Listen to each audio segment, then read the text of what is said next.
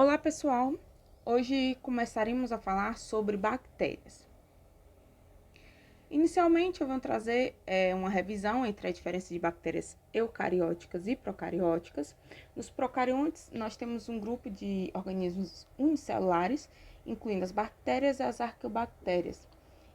De forma semelhante com os eucariontes, nós podemos citar os vários tipos de reações químicas, como por exemplo, os mecanismos de metabolização de nutrientes, de armazenamento de energia, de produção de proteínas, então são mecanismos similares.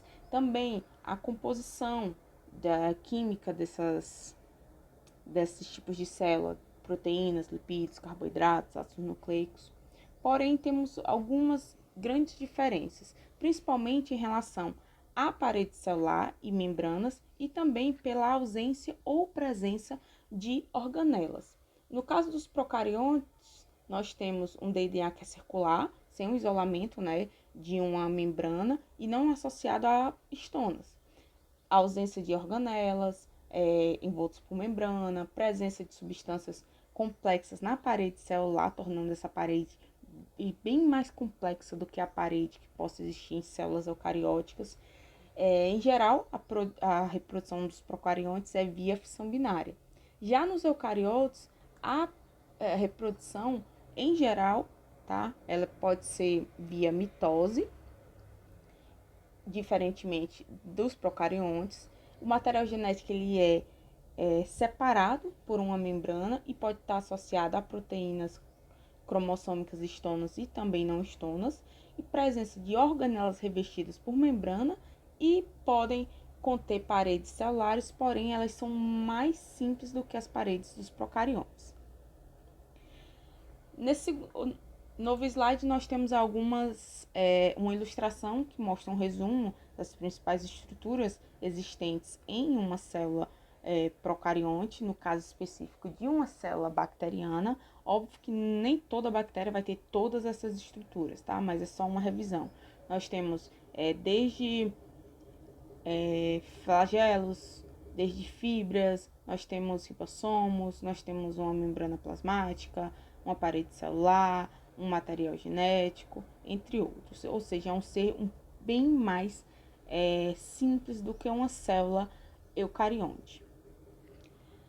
As bactérias elas podem ser classificadas de diversas maneiras, tá? E essa classificação é fundamental para que seja possível a identificação e diferenciação de uma célula para outra, para que se tenha embasamento e fundamentação para as ações que serão tomadas para ou eliminar a bactéria ou para estimular o crescimento dessa bactéria, de acordo com o objetivo, certo? Seja para você estimular que uma bactéria cresça para produzir um produto fermentado, derivado de iogurte, para produzir um pão, ou seja, para você tentar eliminar esse micro-organismo, se ele for um micro-organismo, por exemplo, patogênico do ser humano. As formas que você pode classificar são inúmeras, algumas delas, de acordo com a morfologia, o arranjo, o tipo de nutrição, ou seja, das necessidades nutricionais, fonte de energia, atividades bioquímicas, a mobilidade, se ele é esporulante ou não esporulante, a composição química das suas estruturas, principalmente em relação à parede celular. Então, existem vários tipos de classificações, nós falaremos apenas de algumas das principais. Em relação ao tamanho, elas têm um diâmetro de 0,2 a 2 micrômetros de diâmetro, as células das bactérias, e um comprimento de 2 a 8 micrômetros.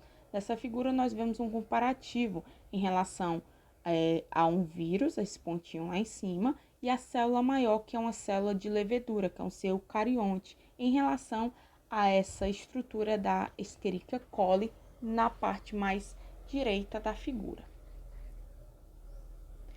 Nessa outra imagem, nós temos noção da grande variedade de formas que nós temos de bactérias.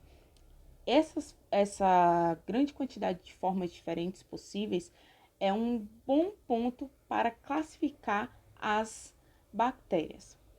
Por exemplo, se elas tiverem o formato de cocos, ou seja, um formato esférico, nós temos uma célula classificada como cocos. Quando essa célula se divide, ela pode ficar isolada uma da outra, ou se ela se manter ligada, ela pode formar alguns arranjos diferentes, que são formas derivadas. Se estiverem de 2 em 2, diplococos. Se eles formarem uma linha, como se fosse um colar de pérolas, é um streptococcus. Se houver divisão em 2 eixos, nós temos a tétrade. E se for uma divisão em 3 eixos, nós temos as sarcinas. E se for uma divisão em vários eixos, além desses 3, e de forma um pouco mais desordenada, formando como um tipo de cacho de uva, nós temos os estafilococos.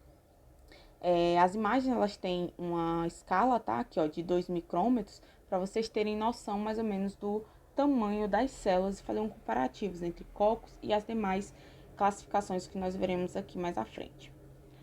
Nós também temos os bacilos, tá? Que eles são um formato mais alongado e essa extremidade pode ser ou reta, como se fosse um canudinho, ou ela pode ser cônica ou arredondada, certo?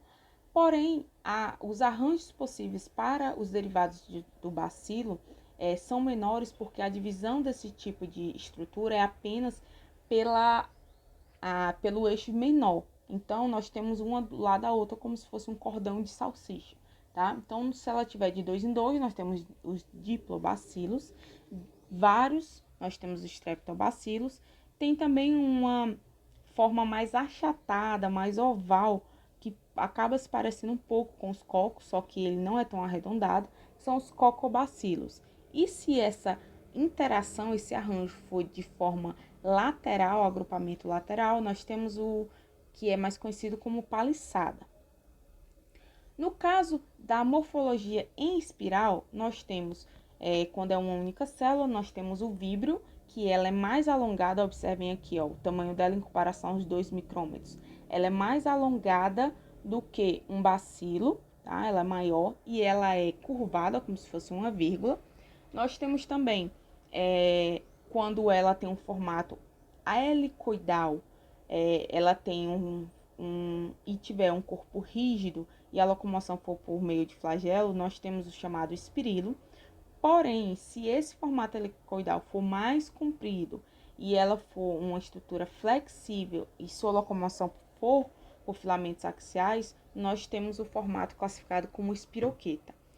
Observem, nós vamos observar durante a disciplina que às vezes a classificação leva a inspiração para o nome científico do micro-organismo. Por exemplo, nós temos Vibrio choleriae, nós temos Staphylococcus aureus, Bacillus cereus, Staphylococcus thermophilus, ou seja, nós temos uma ligação, podemos ter sim uma ligação no nome científico daquela determinada espécie. Existem outros formatos, como por exemplo, formato em estrela, formato retangular plano, triangular, mas são formas um pouco mais incomuns, mas existem. Existem também as chamadas formas de transição. O que são as formas de transição? São a possibilidade que algumas células têm de modificar a sua forma durante sua vida. Nós temos a classificação em monomórficas, que são as células que não mudam a sua forma. Nós temos as pleomórficas, que são as que modificam a sua forma como reflexo das mudanças ambientais, como por exemplo, os gêneros Rhizóbio e Corynebacterium, que podem ter essa modificação. Ocorre também que algumas células elas podem ter uma modificação de acordo com um efeito externo momentâneo. Trago para vocês agora aqui um resumo, tá? De esférica, por exemplo, que são os cocos. Nós temos os arranjos de diplococos, streptococos, ou seja, uma revisão para vocês estudarem. A classificação ela pode ser feita também de acordo com alguma estrutura que existe nas bactérias. Nós temos em relação às bactérias uma aparência, quer dizer, uma parede celular muito mais complexa do que a dos eucariontes. Ela é semi-rígida e ajuda a dar formato à célula, protegendo assim a frágil membrana celular, membrana plasmática, e ela vai proteger o interior da célula contra as modificações adversas que vão ter ao redor ou seja, no meio em que essa bactéria está. Clinicamente é muito importante essa composição da membrana, da parede celular, pois alguns pontos são o alvo de alguns antibióticos e também pode ser utilizado para diferenciar vários tipos de bactéria e está relacionado com a capacidade de alguma espécie causar doença ou não. Não todas, mas algumas estão relacionadas. O peptidoglicana é uma molécula, tá? Uma rede macromolecular que está presente isolada ou em forma combinada com outras substâncias e está presente na parede celular, principalmente das bactérias. Ela é um disacarídeo que vai ser repetido, certo? O que é que consiste em essas moléculas, essa camada de peptidoglicano? O nome já diz, de peptídeo, né, de proteína, e glicana de carboidrato. Então, nós temos dois monossacarídeos, o N-acilglicosamina, o NAG, o ácido acilmurâmico, ou NAM. Esses dois juntos vão formar, dois monossacarídeos vão formar um disacarídeo, e esses disacarídeos vão estar ligados de forma sequencial, como nós vemos nessa imagem superior direita. Nós temos uma sequência de NAG e NAM, e essas sequências elas vão formar o esqueleto de carboidratos, esqueleto carbônico, que podem ser ligados lateralmente por cadeias de aminoácidos, tá? E também por pontes peptídicas. E essas pontes peptídicas, elas podem ser, por exemplo, o ponto de quebra de uma estrutura, como por exemplo, a penicilina, ela vai interferir nessa ligação final dessas filas de peptidoglicana, exatamente nessas pontes cruzadas, causando a lise e destruição de parte dessa membrana e levando à ruptura da membrana plasmática.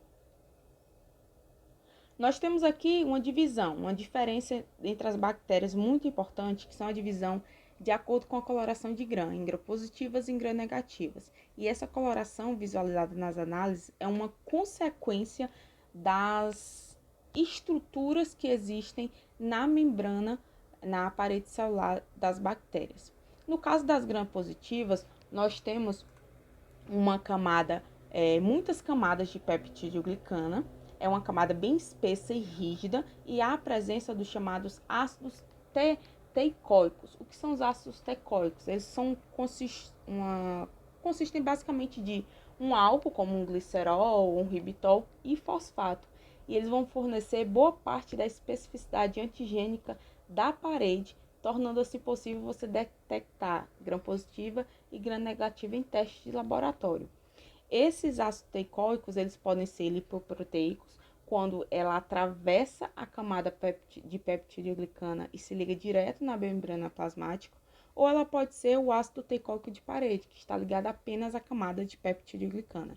Na imagem, nós vemos aqui o ácido teicoico representado por esse filamento escuro, preto.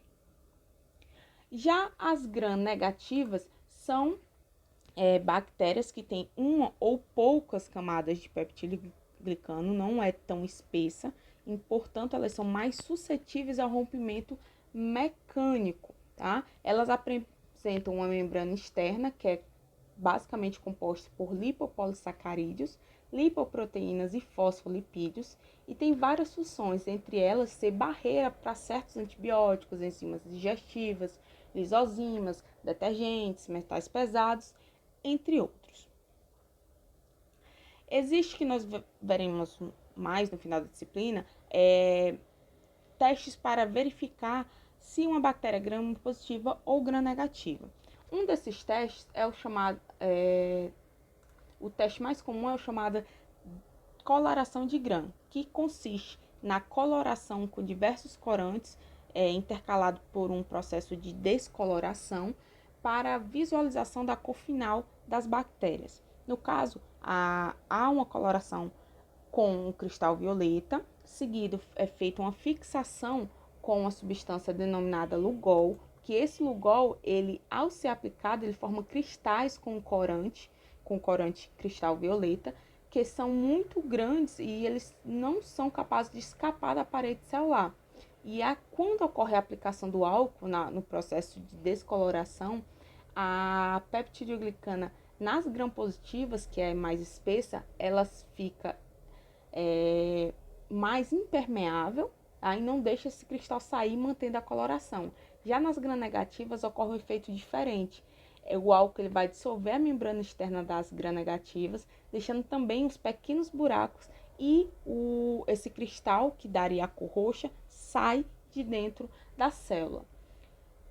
Em seguida, é feito a aplicação do segundo corante, a safranina, resultando em coloração rosa para gram-negativas, rosa avermelhada e roxo para gram-positivas.